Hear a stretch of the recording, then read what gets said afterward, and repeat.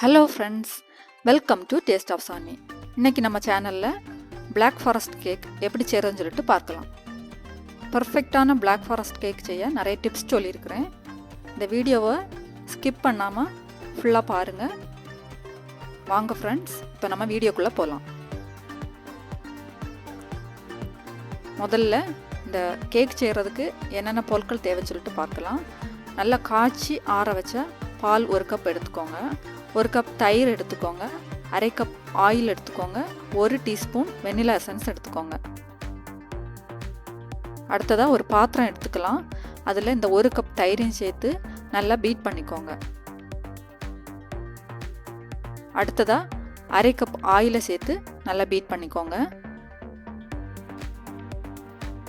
அப்புறமா 1 கப் பாலையும் சேர்த்து 1 டீஸ்பூன் வெனிலா எசன்ஸும் சேர்த்து நல்லா மிக்ஸ் பண்ணிவிட்டு பீட் பண்ணிக்கோங்க.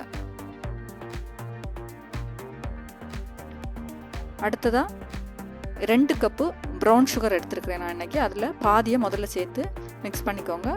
மிச்சம் இருக்கிறதே அடுத்ததாக சேர்த்து மிக்ஸ் பண்ணிவிட்டு அப்புறமா பீட் பண்ணிக்கோங்க.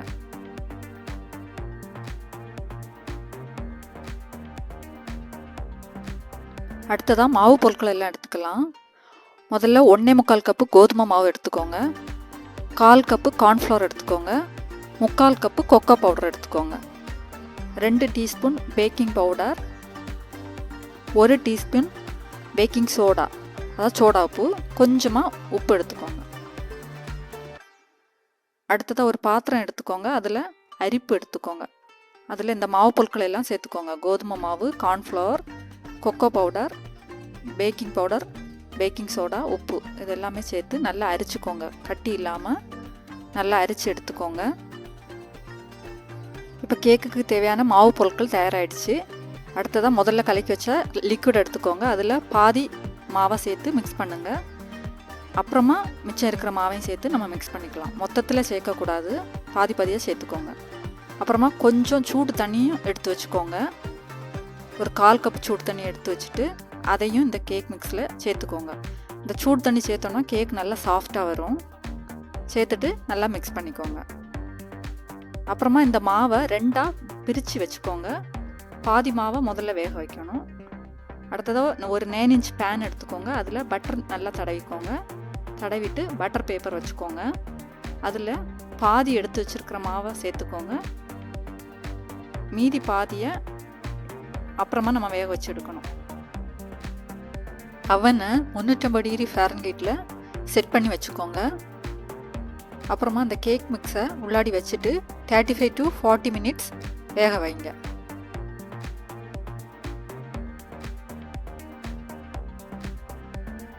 வெந்ததுக்கு அப்புறமா ஒரு குச்சி எடுத்து சென்டரில் குத்தி பாருங்கள். ஒட்டாமல் வந்துச்சுன்னா கேக் வந்துடுச்சுன்னு அர்த்தம். சப்போஸ் ஒட்டுச்சுன்னா ஒரு 2 நிமிஷம் கூட வச்சுக்கோங்க. அடுத்ததாக மிச்சம் இருக்கிற கேக் மிக்ஸையும் நம்ம வேக வச்சு எடுத்துக்கலாம்.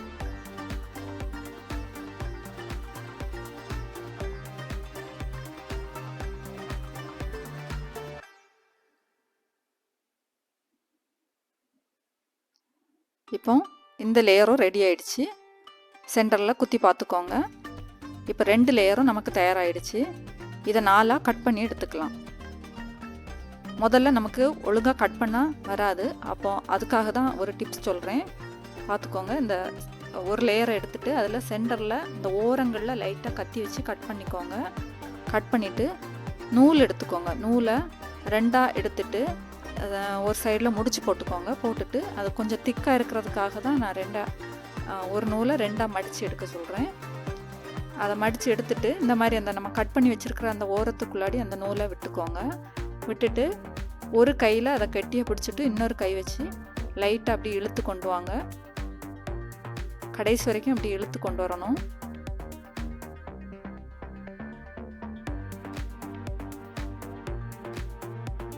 ரொம்ப பொறுமையாக மெதுவாக இதை பண்ணுங்க. இப்போ பாருங்கள், நூல் வெளியே வந்துடுச்சு. இதுக்கப்புறமா நம்ம எடுத்து பார்த்தோன்னா 2 லேயர் நமக்கு பர்ஃபெக்டாக சரி சமமாக பிரிஞ்சு கிடைக்கும். இந்த லேயரில் ஓரங்களை தேவைப்பட்டால் நம்ம கட் பண்ணி எடுத்துக்கலாம். கட்டியாக இருந்துச்சுன்னா கட் பண்ணி எடுத்துக்கோங்க, எடுக்காட்டியும் பிரச்சனை இல்லை. இப்போ அழகாக ரவுண்டாக கட் பண்ணி எடுத்தாச்சு. அடுத்ததாக விப்பிங் க்ரீம் செய்யலாம். விப்பிங் க்ரீம் செய்கிறதுக்கு முன்னாடி ஹேண்ட் மிக்சரில் உள்ள பீட்டரையும் அந்த பவுலையும் ஃப்ரீசரில் ஒரு அரை மணி நேரம் வச்சு எடுத்த பிறகு நம்ம விப்பிங் க்ரீம் செய்யலாம்.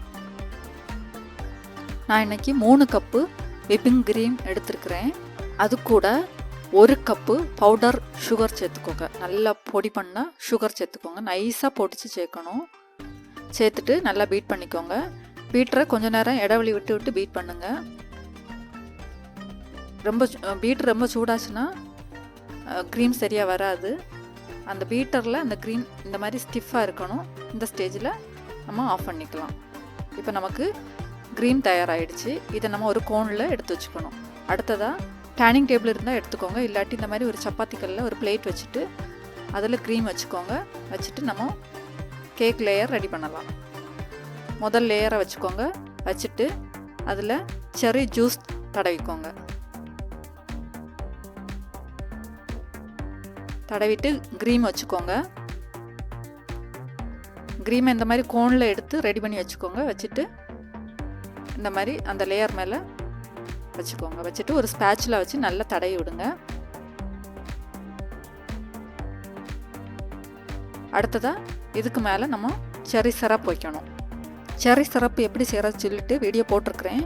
அதோட லிங்க் கீழே டிஸ்கிரிப்ஷனில் கொடுக்குறேன். செக் பண்ணி பார்த்துக்கோங்க. திரும்பவும் அடுத்த லேயர் எடுத்து வச்சுக்கோங்க.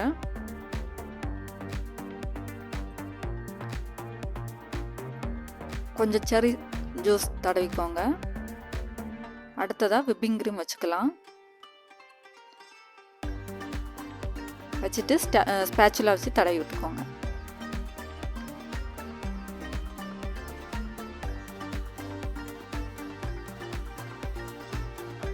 திரும்பவும் செர்ரி சிரப் வச்சுக்கோங்க. அடுத்த லேயர் வச்சுக்கலாம். செர்ரி ஜூஸ் தடவிக்கோங்க. அப்புறமா விப்பிங் க்ரீம் வச்சுக்கோங்க. ஸ்பேட்சுலா வச்சு தடவிட்டு செர்ரி சிரப் வச்சுக்கோங்க. இப்போது கடைசியாக லாஸ்ட் லேயரை வச்சுக்கலாம். இதுக்கு மேலே செர்ரி ஜூஸோ செர்ரி சிரப்போ வைக்கக்கூடாது. வெறும் விப்பிங் க்ரீம் மட்டும்தான் வைக்கணும். ஏன்னா இல்லாட்டி அந்த ரெட் கலர் எல்லாத்துலேயும் மிக்ஸ் ஆயிரும். அதனால கடைசியாக விப்பிங் க்ரீம் மட்டும் வச்சா போதும். வச்சுட்டு மேலே விப்பிங் க்ரீம் வைக்கும்போது கொஞ்சம் நிறைய வச்சுக்கோங்க. அப்போ தான் அது நமக்கு அந்த லேயரை கரெக்டாக சரி பண்ணி கொண்டு வர முடியும். இப்போ மேலே நம்ம சரி பண்ணியாச்சு. அடுத்ததாக சைடில் விப்பிங் க்ரீம் வச்சுக்கலாம்.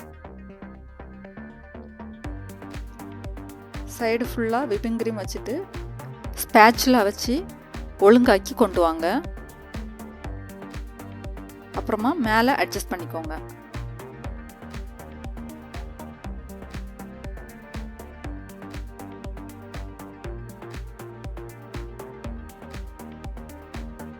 அடுத்ததாக கொஞ்சம் டார்க் சாக்லேட் துருவி எடுத்துக்கோங்க. டார்க் சாக்லேட் கொஞ்சம் இனிப்பு இருக்கிற மாதிரி பார்த்து வாங்கிக்கோங்க. இனிப்பு இல்லாத டார்க் சாக்லேட் வேண்டாம், அது ரொம்ப கசக்கும்.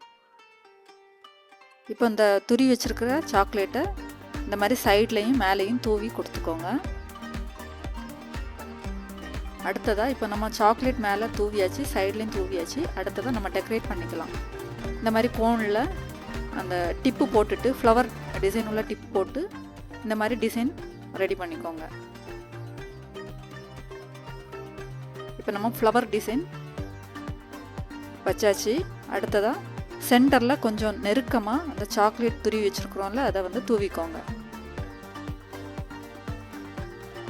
அப்புறமா கீழையும் நம்ம ஒரு டிசைன் வச்சுக்கலாம். அதுக்கேற்ற மாதிரி டிப்பு போட்டுட்டு டிசைன் வச்சுக்கோங்க. கடைசியாக நம்ம செர்ரி வச்சு அலங்கரிச்சுக்கலாம்.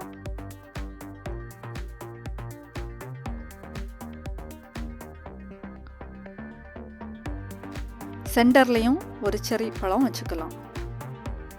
இப்போ நமக்கு நல்ல சுவையான பிளாக் ஃபாரஸ்ட் கேக் தயாராகிடுச்சு. இதை இப்போ நம்ம கட் பண்ணிடலாம்.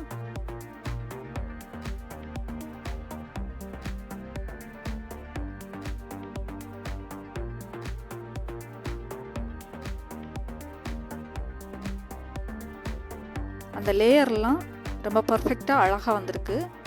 அந்த செர்ரி சிரப்பெல்லாம் சைடில் பிங்க் கலரில் தெரியுது. இதை நீங்கள் ஃப்ரிட்ஜில் வச்சுட்டு சாப்பிடுங்க. ரொம்ப சுவையாக அருமையாக இருக்கும். சூப்பராக பர்ஃபெக்டாக வந்திருக்கு பிளாக் ஃபாரஸ்ட் கேக்கு. இதே மாதிரி நீங்களும் உங்கள் வீட்டில் செஞ்சு பாருங்கள்.